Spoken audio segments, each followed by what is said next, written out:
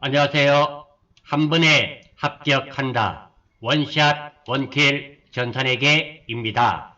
이번 강좌는 FAT 2급 기출문제 39회 이론부터 시작할 수 있도록 하겠습니다. 궁금하신 점 또는 질문사항 및 요청사항은 이 영상 아래에 글을 올려주십시오. 최대한 빠른 시간 안에 답글 올려 여러분들 학습에 지장이 없도록 할 것을 약속드립니다. 자, 이론 문제 살펴보겠습니다. 이론 문제를 풀이하실 때는 꼭 실기 화면의 계정 과목 및 주교 등록 화면을 실행시켜 두고 확신이 들지 않는 계정 과목이 나올 때 확인을 하고 풀이하시면 최소 두세 문제 정도는 더 맞추실 수가 있습니다. 그래서 실기 화면에서 저도 마찬가지로 실기 화면이죠. 자, 이 화면을 빼게 눌러주시고 자, 여기에 보시면 기초정보관리죠. 기초정보관리에 계정과목 및 주교 등록이라고 있습니다. 이거 눌러두시고 그리고 여기에서 재무상태표네요. 자, 계정과목 및 주교 등록이죠. 제가 잘못 눌렀습니다. 계정과목 및 주교 등록 눌러주시고 그리고 궁금한 계정과목이 있으면 여기 아무데나 찍고 컨트롤 F를 이용하셔서 찾으시면 쉽게 찾으실 수가 있습니다. 한번 찾고 다음에 찾으실 땐 꼭 전체 버튼을 눌러주시고 하실 수 있도록 하십시오.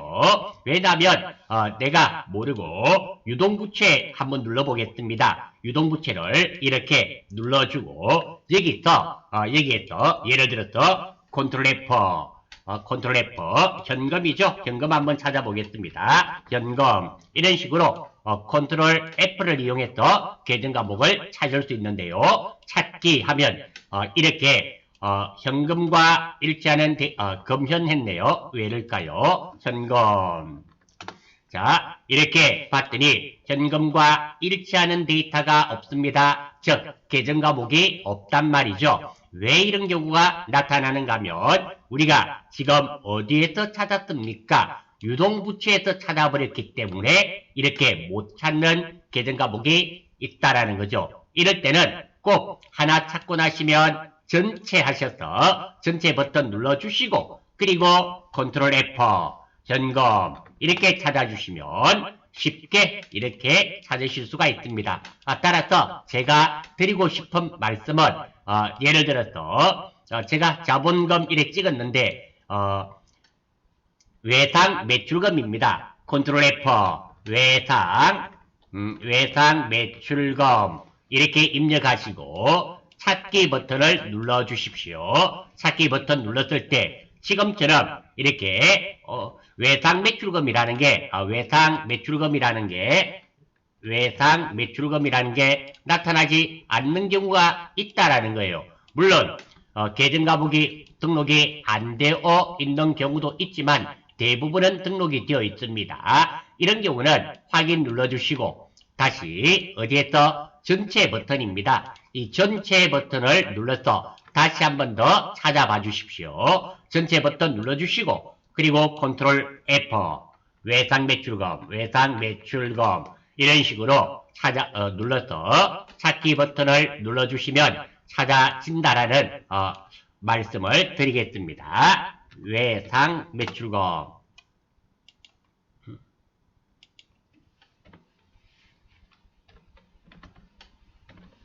자, 이렇게 찾아주시면 지금처럼 외상 매출금이 찾아지게 된다라는 겁니다. 물론 없는 경우도 등록 안 된 계정 과목이 있을 수도 있다. 참고로 말씀드립니다. 자, 이렇게 하고 1번부터 보겠습니다. 1번 다음 중 회계상의 거래에 해당하지 않는 것은 보기 4개 중에서 회계상의 거래에 해당하지 않는 것이 있네요. 자, 한번 볼게요. 자, 회계상의 거래입니다. 우리 전산회계 2급 FAT 2급에 공부하면서 별도 5개 취진 거 프린트물에 나와 있고 유튜브 강좌에도 나와 있죠. 제일 처음에 1강에 나오는 내용입니다. 자, 회계상의 거래란 기업의 자산부채 자본의 증감이란 말은 증가 플러스 감소, 증가 플러스 감소를 합쳐서 증감이라는 표현을 씁니다. 이 영향을 미치는 경제적인 사건 또는 비용이나 수익이 발생하는 사건을 회계상의 거래랍니다. 즉 붕괴가 되어야 된단 말이죠. 그리고 회계상의 거래가 되지 않는 예시가 있습니다. 대표적인 예시, 계약하다. 계약만 하고 돈을 주고받고를 하지 않으면 회계상의 거래가 발생되지 않는 것이고요.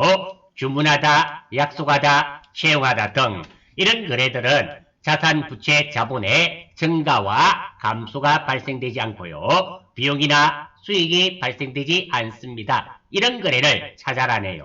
한번 볼게요. 1번 기계장치 1억 원에 취득하고 현금을 지급하였네요. 현금이 나갔으니까 대변. 그리고 기계장치는 계정과목이 기계장치죠. 붕괴가 됩니다. 회계상의 거래가 맞네요. 기계장치라는 자산이 증가되고 현금이란 자산이 줄어들었습니다. 예, 맞습니다. 사무실에 보관 중이던 상품 3천만 원을 도난 분실하였다. 상품이 없어졌네요. 자, 대변에는 상품입니다. 상품을 판매를 했을 때는 상품 매출이 되지만 이렇게 도난당했을 때는 상품이죠. 없어진 것이. 그리고 화재나 도난 이렇게 당한 것을 재해 손실이라 그럽니다. 의외로 이렇게 지금 사무실에 보관 중이던 상품 3천만 원을 도난당했다. 회계 처리하시오 하면 이 붕괴가 틀리는 경우가 많이 있습니다. 마찬가지입니다. 창고에 보관 중이던 상품 3천만 원이 화재로 소실, 불타 없어졌다도 역시 마찬가지로 재해 손실이라는 겁니다. 이 재해 손실이라는 계정과목은 화재, 도난으로 이렇게 없어지는 것 또는 지진, 태풍 이런 것들로 없어지는 것들 있죠. 손해보는 거 이런 거인 경우에는 재해 손실을 사용하게 된다는 거 체크 하나 해주시고 넘어가시고 이렇게 대변에 상품 매출이 아니라 상품 재고자산 자체가 나올 때는 우리 입력할 때 실무에서는 적여번호를 꼭 8번을 적어 주셔야 된다는 것도 체크해 두시고 넘어가겠습니다. 종업원에게 300만원의 급여를 지급하였다. 뭘로 줬는지 나오지는 않았네요. 현금으로 줬다고 가정하겠습니다. 대변의 현금, 급여는 계정과목이 급여죠. 예, 회계상의 거래가 됩니다. 상품 8천만원을 매입하기로 거래처와 계약을 체결했네요. 이렇게 계약을 체결했다. 이것은 회계상의 거래가 되지 않습니다. 계약하다가 되겠죠. 물론 계약을 체결하고 계약금을 주고받았더라면 회계상의 거래가 됩니다. 따라서 1번의 정답은 4번이 되겠습니다. 2번 한번 보겠습니다. 자, 재무상태표상 비유동부채에 표시되는 계정과목으로 옳은 것은 자, 이 계정과목 4개 중에서 3개는 유동부채인데 하나는 비유동부채란 말입니다. 물론 아시면 3번을 찍으시면 됩니다. 그런데 미지급금이나 지급어음이 유동부채인지 비유동부채인지 모르시는 경우는 이런 문제를 위해서 이 문제는 실기 화면의 계정과목 및 주요 등록에서 컨트롤 F키를 이용하여 쉽게 풀이할 수 있는 문제입니다. 그래서 이 계정과목들 4개를 한번 찾아볼 수 있도록 하고요. 그리고 유동과 비유동입니다. 구분도 아셔야 됩니다. 유동이란 말은 단기라는 의미가 됩니다. 결산일로부터 즉 12월 31일 올해 12월 31일부터 1년 이내가 유동입니다. 그러니까 이 시험은 2019년도 문제인데요. 2019년도 기준으로 출제된 문제입니다. 여러분들은 2020년 기준으로 시험을 치죠. 그래서 월은 필요가 없단 말입니다. 유동이냐 비유동이냐를 구분하실 때는 월은 필요 없고요. 지금이 2020년이니까 년이 2021년은 무조건 유동의 개념이고 2022년은 무조건 비유동의 개념이라는 거 이렇게 잡아주시면 장기와 단기 또는 유동과 비유동 이거 구분이 되실 겁니다. 참고로 기산이란 말은 기산일이란 말은 계산이 시작되는 날을 의미하며 자 유동성 장기 부채 한번 보겠습니다. 유동성 장기 부채라는 계정 과목은 주로 결산에 사용되는 계정 과목입니다. 예를 들어 10년 뒤에 갚아주기로 하고 돈을 빌리면 장기 차입금이 되겠죠. 장기 차입금이 됩니다. 왜? 10년 뒤니까. 그런데 9년이 지나고 내년에 갚아줘야 되면 이 부채가 유동부채로 바뀌어야 됩니다. 그러니까 10년 뒤에 빌리기로 하고 돈을 빌렸습니다. 그러면 장기 차입금 비유동부채가 되겠죠. 그런데 1, 2, 3, 4, 5, 6, 7, 8, 9년이 지났습니다. 그래 내년에 갚아줘야 되면 내년이니까 유동이죠. 이렇게 유동부채로 바뀌어야 하는데 이때 대체 바뀌는 대체란 말은 바꾸어주는 계정 과목이 유동성 장기 부채라는 거 알아주시면 됩니다. 자 한번 찾아볼게요. 미지급금입니다. 자 여기서 컨트롤 F입니다. 컨트롤 F 미지급금. 자 이렇게 컨트롤 F를 이용해서 계정 과목을 치시고 찾기 하면 나타나죠. 이렇게 요거 아니네요. 다시 컨트롤 F 미지급금. 자 여기에 지금처럼 저도 이렇게 이거 미지급금 이 계정 과목 입력이 좀 이상하네요. 미지급금. 자 찾아졌네요. 자 이렇게 미지급금이 찾아졌습니다. 자 이게 부채였죠. 부채에 보시면 이쪽에 부채가 있지 않습니까? 아래로 향하는 화살표가 있습니다. 눌러주시고 자 여기 보시면 유동부채는 251번부터 290번까지입니다. 지금 253번이죠. 그러니까 유동부채가 되는 것을 아실 수가 있을 겁니다. 찾을 수 있죠. 두 번째 지급어음이네요. 다시 컨트롤 F 지급어음. 자 다음 이게 장기성이니까 빼고요. 자 다음 찾기 했더니 지금처럼 지급어음이 나왔습니다. 252번이죠.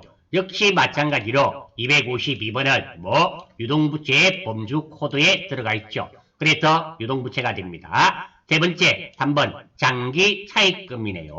장기 차입금 엔터.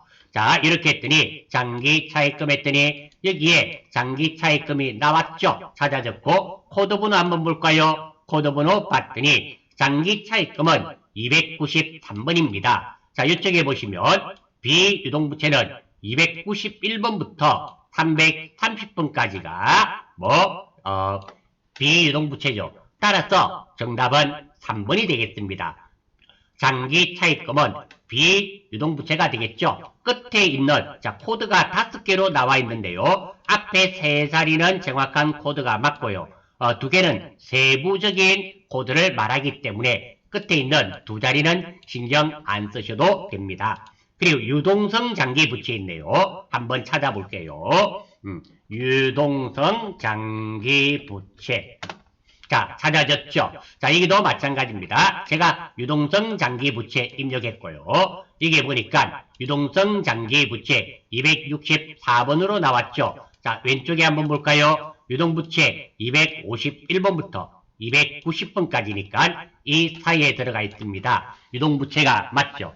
따라서 이 문제의 정답은 3번 장기 차입금은 비유동부채가 되는 것입니다. 자, 그래서 이렇게 원칙적으로 이것은 기억해 주시는 게 좋은데요. 우리가 시험장에 가면 흥분도 또는 긴장도가 높아지게 되죠. 생각이 안 나실 때는 찾아보시면 된다는 말입니다. 자, 이것도 마찬가지입니다. 나는 지급음은 유동부채인가 알고 있습니다. 그러면 찾으실 필요가 없죠. 모르시는 것만 찾아보시면 됩니다. 기억이 나지 않는 것만 찾으시면 된다라는 말씀을 드리겠어요. 자, 단문 한번 볼게요. 다음 중 손익계산서의 영업이익에 영향을 미치는 계정과목이 아닌 것은 자, 영업이익이네요. 영업이익에 관계가 없는 계정과목입니다. 자, 이것도 한번 보겠습니다. 자, 이게 보시면 제가 이거 화면 캡처를 했습니다. 기본관계에 보시면 56페이지에 나와 있고요.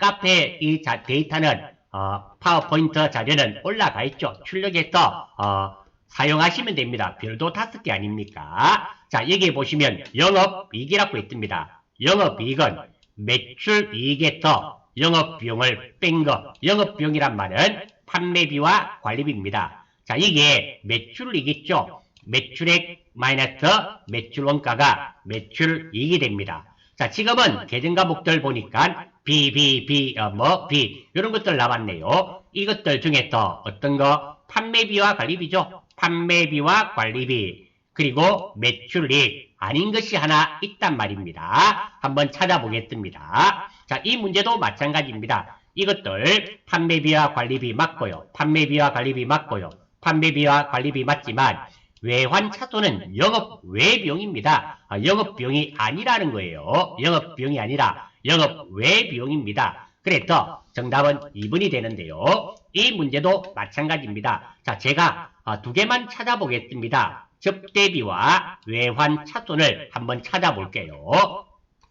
접대비. 자, 500번 때 우리는 안 씁니다. 500번 때는 사용하지 않아요. 찾기.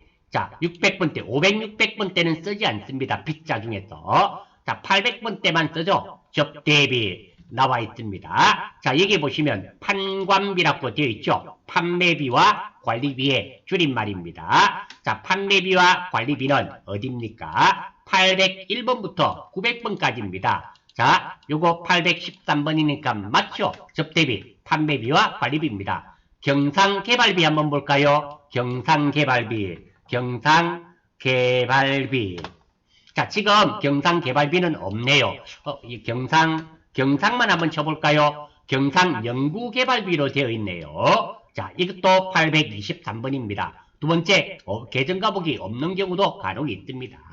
자, 그리고 외환차손 한번 보겠습니다. 외환차손.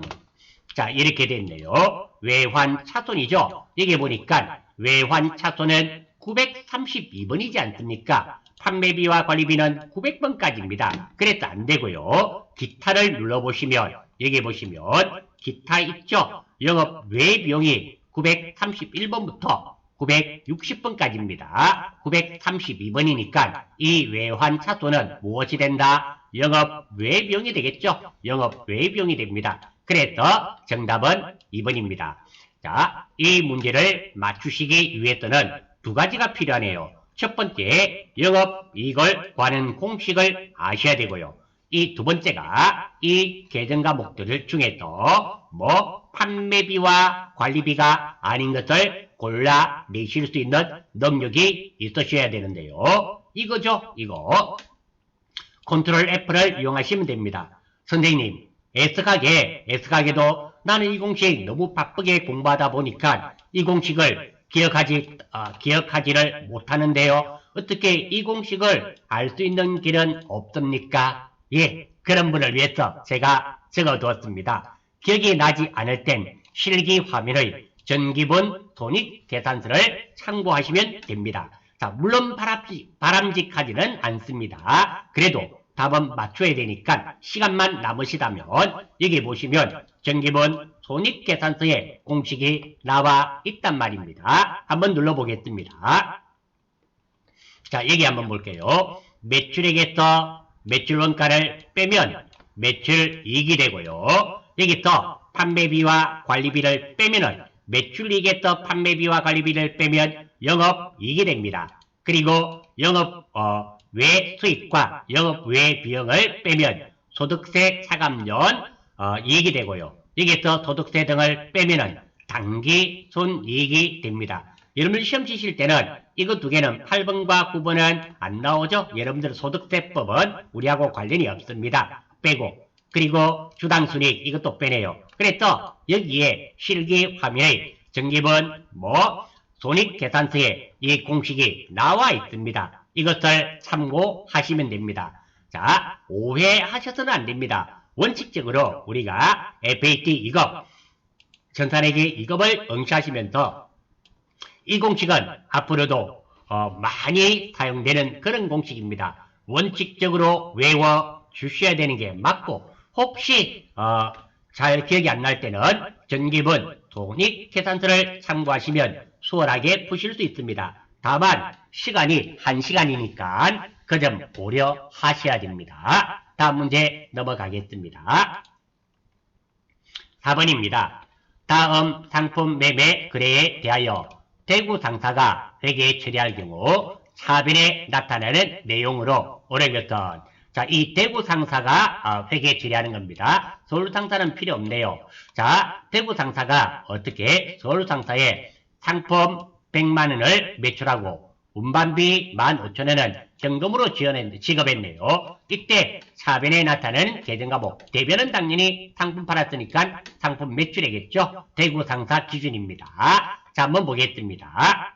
자, 그리고 했는데 운반비는 적고 돈은 뭘로 받았습니까? 100만 원은 전자음으로 받았네요. 받았습니다. 그래서 제가 이 내용을 간단하게 한번 살펴보겠습니다. 간단한 거래 내용은 상품 팔고 돈 받은 내용입니다. 구체적으로 상품 100만 원을 매출하여 음으로 받고 운반비 15,000원을 현금으로 지급한 내용입니다. 자, 물론 상품을 팔았으니까 상품 매출 100만 원, 별 문제 없습니다.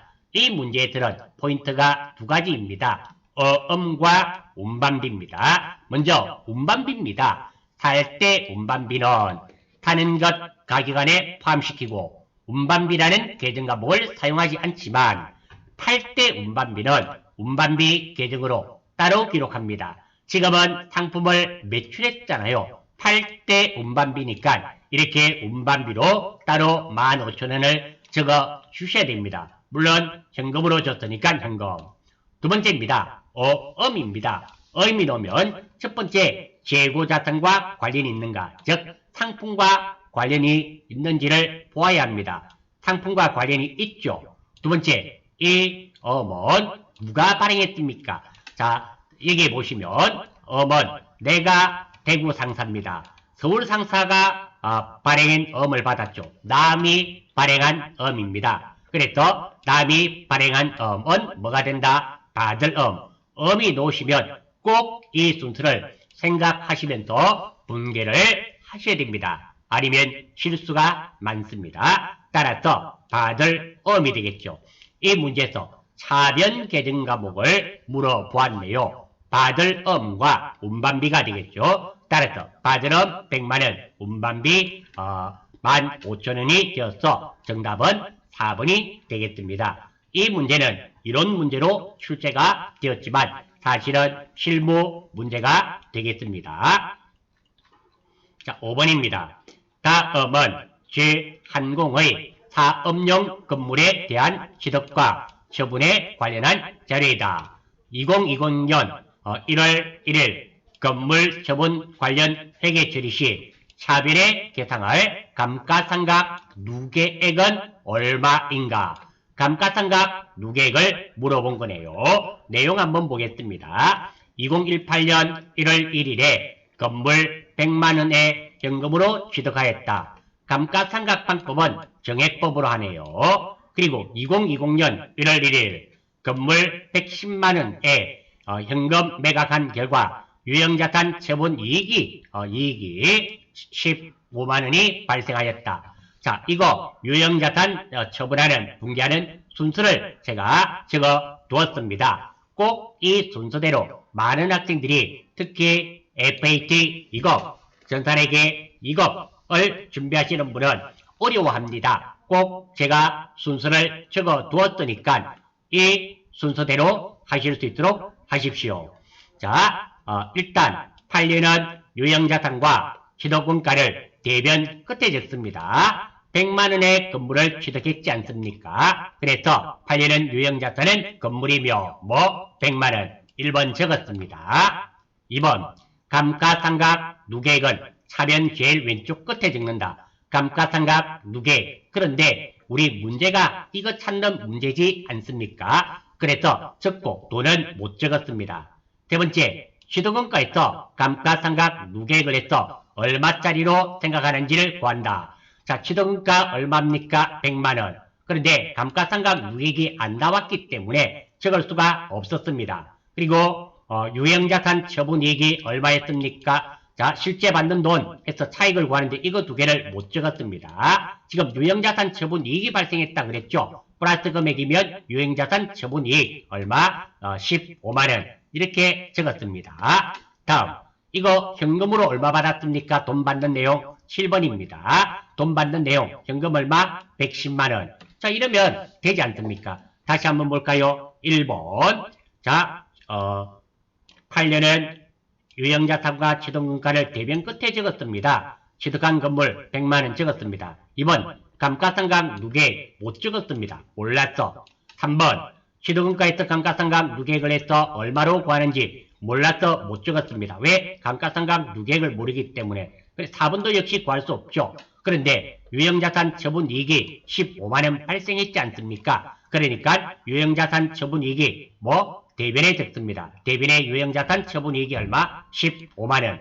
자, 그리고 실제로 돈 받는 내용 얼마였습니까? 110만원 받고 팔았지 않습니까? 차변의 현금 110만원. 7번 이 부분이 되겠습니다.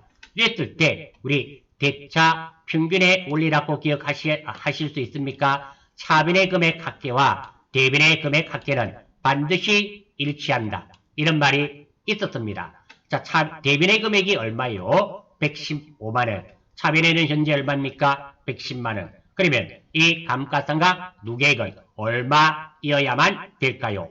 5만원이 아니면 안 되겠죠. 따라서 정답은 1번이고요.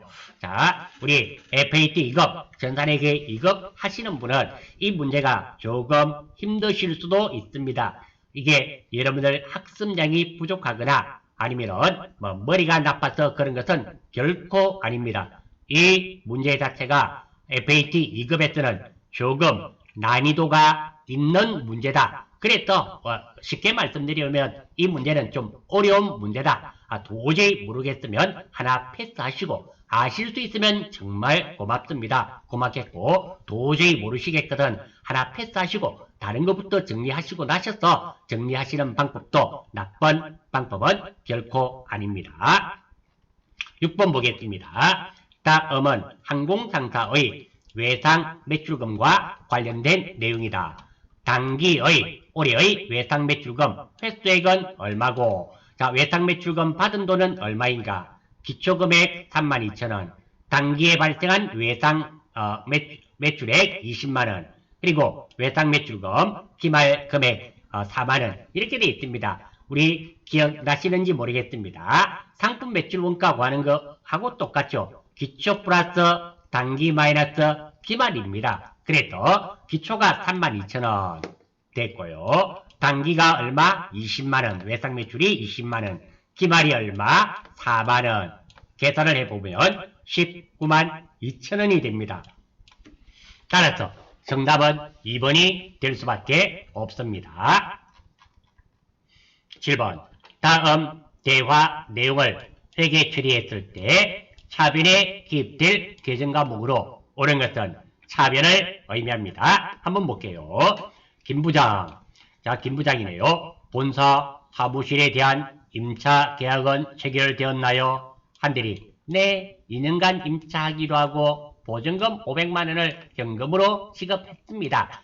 이거 임차 보증금 주는 내용이네요. 차변을 물어봤습니다. 자, 그래서 이 내용은 자, 업무용 사무실을 임차하고 지급한 보증금은 임차 보증금으로 처리합니다. 이렇게 사무실을 빌리고 임차란 말은 빌려오고 돈을 줘야 되겠죠. 빌려왔으니까 보증금은 임차 보증금입니다. 그리고 업무용 사무실을 임차하고 지급한 임차료, 달세는 임차료입니다. 지금은 보증금을 준 것이기 때문에 정답은 3번이 되겠습니다. 자, 이게 어려워 보이지만 우리 집에서는 이런 말 있죠. 왜? 전세가 있고 월세가 있지 않습니까? 전세금을 줘야 되겠죠. 그는 임차 보증금이 되겠죠. 그리고 달세, 매달 얼마씩 주잖아요. 이 달세가 임차료가 된다라는 겁니다. 그래 받아들이시면 되겠어요. 임차료와 임차보증금 구분을 하실 수 있으면 좋겠습니다. 8번입니다. 다음 글에 대한 회계 처리 오류 내용이 재무제표에 미치는 영향으로 옳은 것은 잘못됐네요. 본대 거래가 이거고요. 붕괴를 했는데 이게 틀렸단 말입니다. 틀렸는데 이게 재무제표에 미치는 영향으로 옳은 것은 참고로 자 재무제표 5가지가 있는데요. 재무제표 5가지 혹시 아시나요? 첫 번째가 무엇입니까? 재무상태표. 두 번째가 돈익계산서.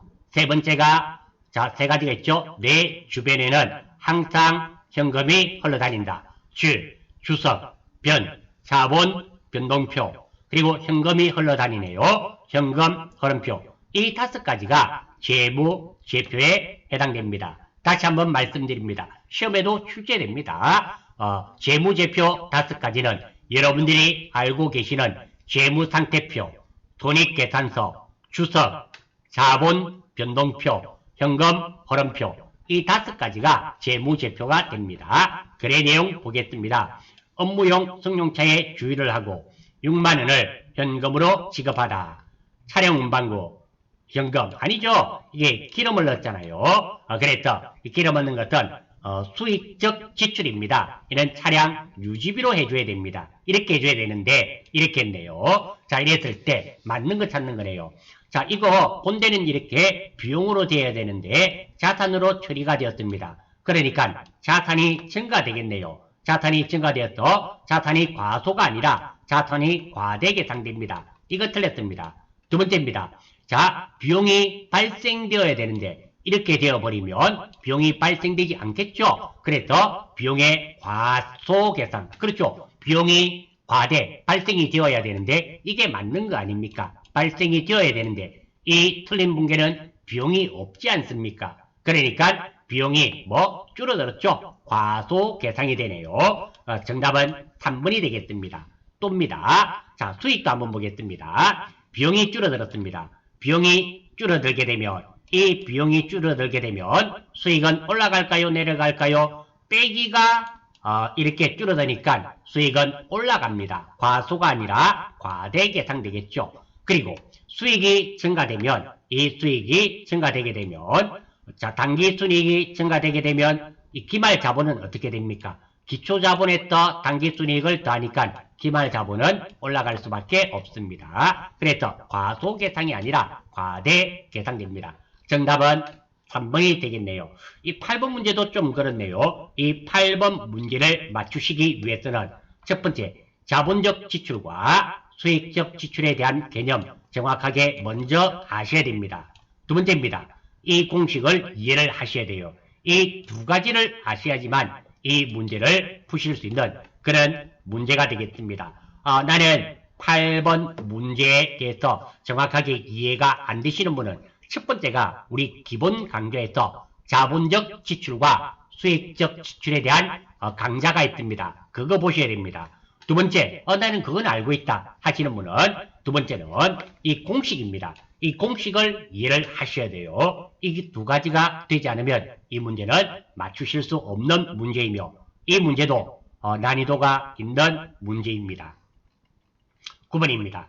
다음은 주한공의 단기 매매증권과 관련된 자료이다. 단기 매매증권의 취득금액은 얼마인가? 액면가 1주당 5,000원인 남의 단기 매매증권은 남회사 주식입니다. 따라서 액면가는 필요가 없어요. 이 돈은 필요가 없습니다. 즉 대한의 주식 200주를 1주당 2만원의 현금으로 취득하였다. 이는 400만원에 샀네요. 매입 부대 비용 10만원을 현금으로 지급하였다. 수수료 10만원도 줬네요. 자, 이때 이 문제에서 출제자가 물어본 문제는 매입 부대 비용이 되겠습니다. 단기 매매증권 사면서 수수료는 구입시 수수료는 수수료 비용 984번으로 따로 적어야 됩니다. 팔 때 수수료는 이익을 보고 팔았으면 단기 매매증권 처분이겠죠. 수수료 비용을 차감하고 수수료 비용은 기재하지 않습니다. 손해를 보고 팔았으면 단기 매매증권 처분 손실에 수수료 비용을 가산하고 수수료 비용은 기재하지 않습니다. 그래서 단기 매매증권 수수료 처리는 살 때는 수수료 비용으로 따로 적고 팔 때는 수수료 비용을 적지 않고 포함해서 적습니다. 지금은 살 때이기 때문에 이 10만원은 수수료 비용으로 따로 적게 됩니다. 그러면 총 지급한 돈은 얼마입니까? 현금 410만원, 수수료 비용 10만원, 단기 매매증권은 얼마? 400만원. 이 문제에서 물어본 것은 단기 매매증권의 취득 금액을 물어보았습니다. 정답은 1번이 되겠습니다. 자, 10번 문제 살펴보겠습니다. 즉, 항공이 매출로 인식할 수 있는 거래에 해당하는 것은 매출이네요. 판거로 본단 말입니다. 맞는 거 찾는 거네요.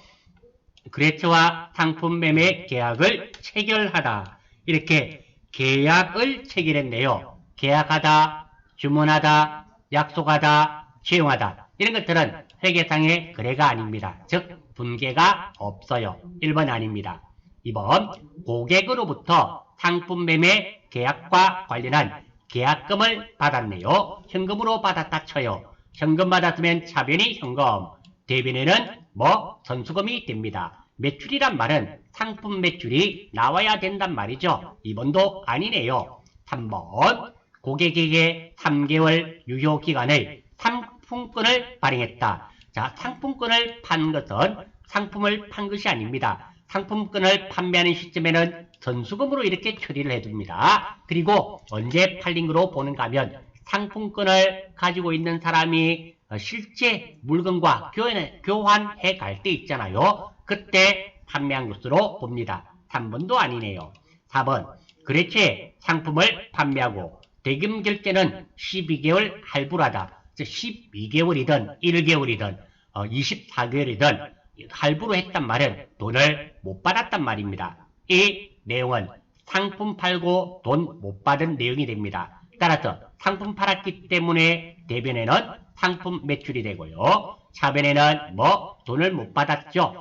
재고자산 팔고 돈을 못 받았기 때문에 외상 매출금이 됩니다. 따라서 정답은 4번이 되겠습니다. 매출이란 말 자체가 재고자산을 판매한 것을 매출이라 그럽니다. 반대말은 매입이죠.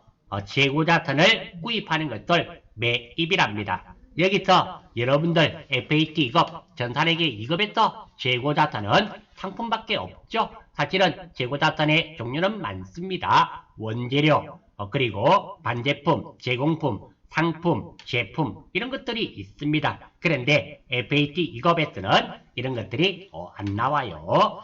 자, 아무튼 됐고요. 그리고 기말 재고자산에 기말에 재고자산, 즉 내 것에 포함되어야 하는 항목이 있습니다. 미착품입니다. 도착하지 않은 거, 선적지 인도 조건으로 운송 중인 거, 내 거입니다. 자, 그러니까 이거예요. 내가 외국에서 수입을 합니다. 수입을 하는데 지금 미국에서 수입을 하는데 배에 실었습니다. 그리고 이건 태평양에 오고 있어요. 그러면 이거 누구 거냐? 이 제품은, 이 상품은 누구 거냐? 이 상품은 내 거란 말입니다. 왜? 선적지 인도 조건이잖아요. 미국에서 배에 실험만 주면 내 거가 되는 겁니다. 하지만 도착지 인도 조건으로 운송 중인 거, 도착지 인도 조건이란 말은 한국에 도착해서 하역을 해야지만 내게 되는 겁니다. 이런 경우는 재고자산이 아닙니다. 내 거에서 빼야 됩니다. 시송분, 시송품이란 말은 체험분을 말하는 겁니다. 먹어보고 마음에 들면 사서 쓰라. 이런 경우 매입 의사가 표시 있음. 그러니까 먹고 있는 사람이 돈 어디로 보낼까요? 하면 그때 팔린 겁니다. 내 재고자산에서 제외해야 됩니다. 하지만 매입 의사가 없어요. 아직 연락이 안 왔습니다. 그러면 먹고 있는 그것은 누구 것인가? 내 거란 말입니다. 적송품, 서점을 생각하시면 좋습니다. 위탁 판매, 출판사죠. 수탁자, 위탁자 이런 말이 나옵니다. 수탁자는 서점이 되고 나는 출판사라 생각하시면 돼요. 서점이 판매한 거, 내가 책을 만들어 파는 회사인데 서점에 책 좀 팔아주세요 했습니다. 서점이 팔았습니다. 그러면 팔린 거예요. 내 재고자산에서 빼야 되고요. 그리고 수탁자, 서점이 아직 가지고 있습니다. 그 책은 누구일까요? 내가 출판사라 가정하면 내 책이겠죠? 내 거에 포함시켜야 됩니다. 그리고 할부 판매입니다. 할부 판매, 방금 할부 판매 있었죠? 대금을 아직 받지 못했습니다. 하지만 내 재고자산이 아닙니다. 쉽게 말씀드려서 내가 상품을 팔았습니다. 돈을 나중에 받기로 하고 팔았어요. 그럼 이 판 상품은 누구 거인가? 내게 아니라는 겁니다. 상대방 거예요. 그거예요. 자, 이것도 사실은 이 부분도 아주 중요한 내용이 맞습니다. 물론 FAT 2급에서는 크게 중요하지 않으리라 생각이 돼요. 하지만 FAT 1급 이상 올라가면은 아주 중요한 부분들이 되니까 우리가 기초 공부하실 때 항상 기초 튼튼 아시죠? 이 기초가 튼튼해야 됩니다. 우리가 많은 내용을 좀 꼼꼼하게 익혀주시면 상위 레벨로 올라가면 올라갈수록 훨씬 도움이 되리라 생각이 됩니다. 다음 11번입니다. 다음은 한공기업의 부채 관련 자료이다. 유동부채 금액의 합계액을 계산하면 단기차입금하고 이렇게 계정 과목들이 나와 있네요. 이거 실기 화면의 계정 과목 및 주교 등록에서 컨트롤 F를 이용하여 쉽게 풀이가 가능한 문제입니다. 자, 이것들 유동부채니까 유동부채 맞습니다. 자, 퇴직급여 충당부채 있죠. 이것은 비유동부채입니다. 한번 찾아볼게요. 이런 것들은 여러분들이 한번 찾아보시고 퇴직급여 충당부채만 한번 찾아보겠습니다. 컨트롤 F를 이용해서 퇴직급여 충당부채. 자, 찾아졌네요. 자, 여기에 퇴직급여 충당부채 있죠? 부채 눌러보겠습니다. 이쪽에 보시면 부채가 있습니다. 유동부채인지 비유동부채인지 아실 수가 있습니다. 자, 퇴직급여 충당부채 295번이네요. 비유동부채는 291번부터 330번까지가 비유동부채, 여기에 해당이 되네요. 따라서 퇴직급여 충당부채는 비유동부채이기 때문에 이 4개를 더해주시면 됩니다. 이 4개를 더하면 정답은 3번 900만원입니다. 자, 그래서 이 문제도 마찬가지로 이렇게 계정과목 및 주교 등록을 이용해서 풀이하실 수가 있고요. 이렇게 의외로 많은 문제들이 이렇게 계정과목 및 주교 등록에서 컨트롤 F를 이용하셔서 풀이하실 수가 있습니다. 물론 우리가 이런 문제 푸시면서 이렇게 실기 화면을 참고하면 이거 부정행위 아닙니까? 라고 하실 수 있는데요. 아니에요. 우리가 주어진 환경을 최대한 능률적으로 효율적으로 활용을 하는 거죠. 프로그램을 잘 이해하고 이 프로그램을 잘 활용하는 기술이 있는 겁니다. 물론 이것들이 단기인지 유동인지 비유동인지 다 외우고 있으면 좋습니다. 하지만 자주 쓰지 않는 계정 과목들을 다 외울 수는 없죠. 솔직하게 말씀드리겠습니다. 저도 회계에 사용되는 모든 계정 과목, 세무에 사용되는 모든 계정 과목을 다 외우고 있느냐? 아닙니다. 저도 그렇지 않습니다. 저도 모르는 거 있습니다. 왜? 잘 쓰지 않으니까. 그럴 때는 이 계정 과목 및 주교 등록해서 찾아보고 문제를 푼다라는 겁니다. 다시 말씀드리지만 부정행위가 아닙니다. 자, 12번 한번 볼게요. 12번. 다음은 항공상사의 대손충당금 관련 자료이다. 단기말 대손충당금 잔액은 얼마인가? 자, 기초 대손충당금 1월 1일날 대손충당금 잔액이 4만원이 있네요. 단기중 매출채권 15,000원을 대손 처리하다 돈떼였네요. 그리고 기말 결산시 대손상각비 만원을 계상하다. 계상이란 말은 장부에 기록하다 이런 말이 됩니다. 이럴 때 잔액을 물어봤습니다. 자, 대손 충당금 처리가 됩니다. 대손이란 채권 중 일부 또는 전부를 돌려받지 못하는 것을 말합니다. 즉 다시 말해서 돈 떼이는 것을 말한단 말입니다. 예를 들어서 현재 외상매출금에 대한 대손 충당금이 200만원이 적립되어 있는 경우입니다. 쭉 연결된 거래로 보시면 돼요. 외상매출금 150만원이 회수 불가능하여 대손 처리하다. 자, 지금은 200만원이 대손 충당금이 있기 때문에 대손 충당금이 넉넉합니다. 그럴 때는 떼인 매출채권, 외상매출금, 그리고 넉넉하기 때문에 대손 충당금을 하면 됩니다. 그럼 이제 얼마 남았습니까? 대손 충당금은 200만원에서 150만원 꺼냈었기 때문에 50만원 남았죠. 그런데 두 번째, 외상매출금 300만원이 회수 불가능하여 대손 처리하다. 지금은 일부 있습니다. 50만원 있고 250만원 없죠. 대변은 역시 외상매출금이고요. 있는 만큼은 50만원은 대손 충당금을 하고, 그리고 나머지 250만원은 대손 상각비로 회계 처리합니다. 마지막으로, 자, 이제는 여기까지 하면 대손 충당금 잔액이 없습니다. 자, 외상매출금 200만원이 회수 불가능하여 대손 처리하다. 대손 충당금이 아예 없어요. 아예 없을 때는 이렇게 대손 상각비로 회계 처리합니다. 그래서 대손 충당금이 넉넉하면 대손 충당금, 일부 있으면 있는 만큼은 대손 충당금, 없는 만큼은 대손 상각비. 아예 없는 경우는 대손 상각비로 회계 처리하고 있습니다. 그거 알아주시고. 지금 한번 보십시오. 대손 충당금 잔액이 4만원 있네요. 15,000원 대손 처리했으니까 대손 충당금이 넉넉한 경우죠. 그래서 한번 제가 적어보았습니다. 기초에 대손 충당금이 4만원이 있었습니다. 매출채권 15,000원이 발생하여 대손이 발생하여 대손이란 말이 뺐네요.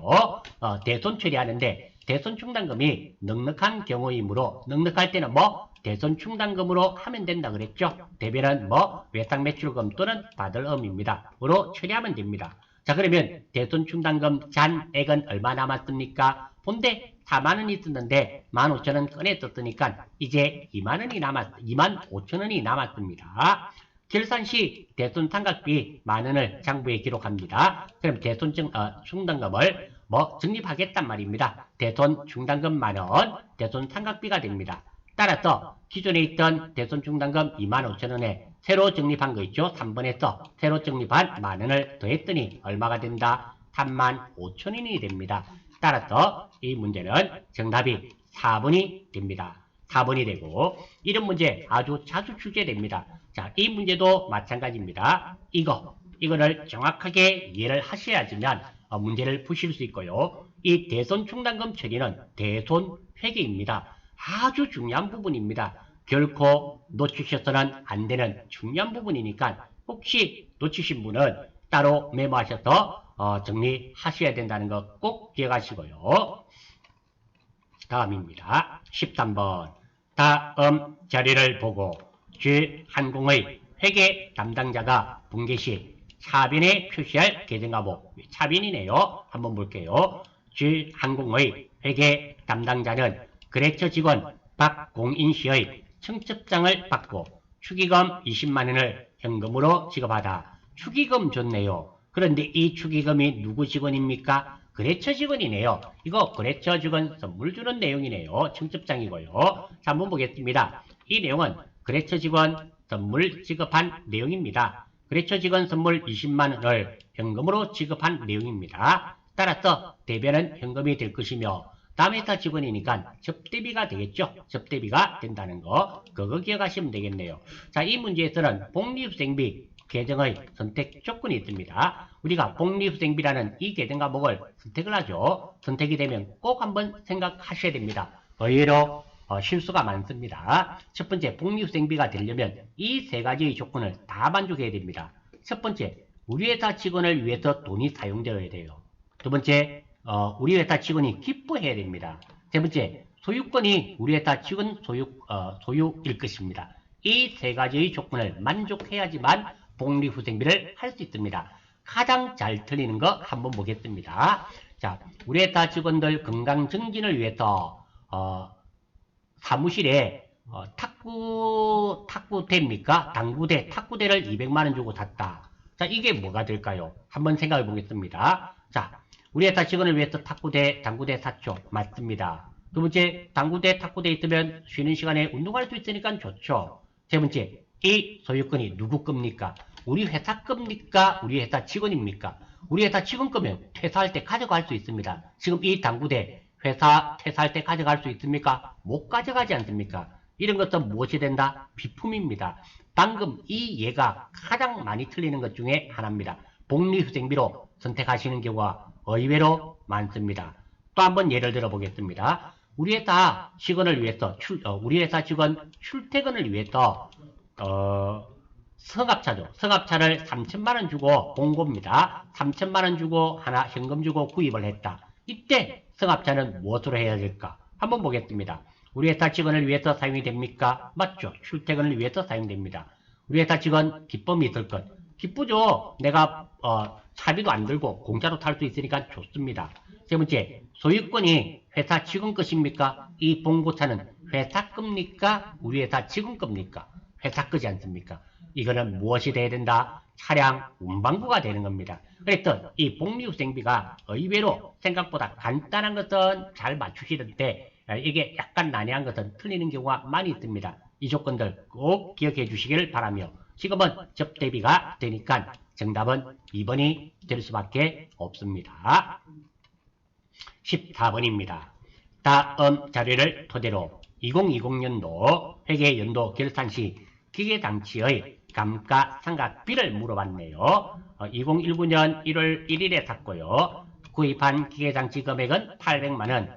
감가상각 방법은 정률법이네요. 오랜만에 나왔습니다. 내용연수는 5년, 정률 상각률도 이렇게 주어지죠. 이럴 때 2002년도 12월 달에 얼마가 되나. 자, 감가상각 한번 보겠습니다. 감가란 말은 덜 감자, 값가짜예요. 그러니까 자산의 가치 감소 또는 소멸함을 의미합니다. 감가란 말은 가치가 줄어드는 거, 가치가 없어지는 거.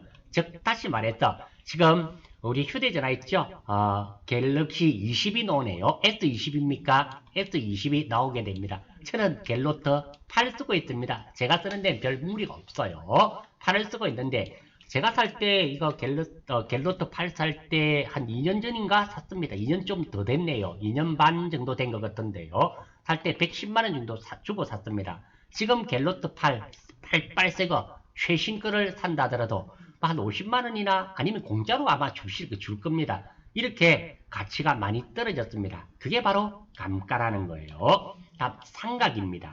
상각은 갚을상 물리칠각, 즉 보상하여 갚아준다는 의미가 되고요. 즉 가치 감소분을 뺀다는 것입니다. 떼어내거나 뺀다는 의미가 되고요. 또는 가치가 또 상승하는 경우가 있습니다. 가치 상승분을 가산하거나 더한다는 의미며 주로 여러분들 시험에서는 대부분 특별하지 않는 경우는 가치 감소분을 뺀다는 의미라는 거 이거 알아주시고요. 왜 이 부분을 제가 하는가 하면 다음에 여러분들이 감가상각 말고요. 또 다른 상각들도 있다라는 겁니다. 그래서 감가상각에 대한 완벽한 예를 좀 필요합니다. 자, 정액법이네요. 정액법 기억하셔야죠. 공식 기억하셔야 됩니다. 지금은 정률법이었습니다. 정률법은 시드금가 마이너스 감가상각 누계 곱하기 정률이 됩니다. 시드금가가 2019년에는 800만원이었습니다. 1월 1일날 샀었죠. 12월 31일날. 처음에는 감가상각 누계였습니다. 정률이 얼마? 0.45였습니다. 곱해보면 360만원이 돼요. 이거는 제가 계산기로 미리 계산해 두었습니다. 문제는 2020년이었죠. 시드금가 800만원 그대로죠. 감가상각 누계액이 이제 얼마입니까? 360만원이지 않습니까? 2019년에 요만큼 발생했고 곱하기 0.45입니다. 여기에 갈로가 있어야 되네요. 갈로를 해주면 계산해 보시면 198만원이 되겠습니다. 따라서 이 문제의 정답은 198만원입니다.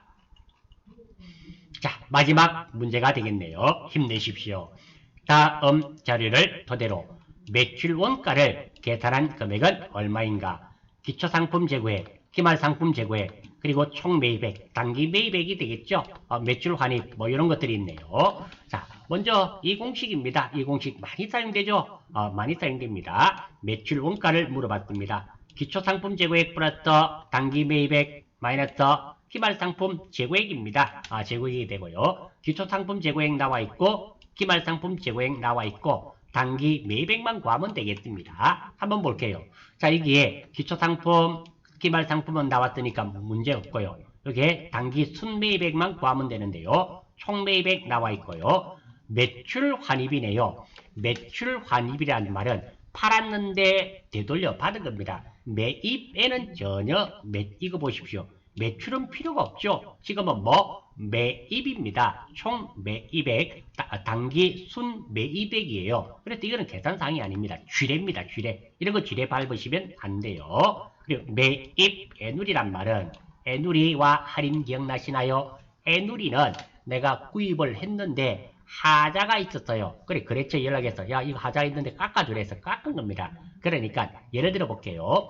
내가 컴퓨터를 100만 원짜리를 샀어요. 받아봤더니 다른 건 다 문제가 없는데 마우스 만 원짜리가 부셔졌습니다. 그러면 여러분들 재수 없네 하고 넘어가겠어요? 구입한데 연락하겠습니까?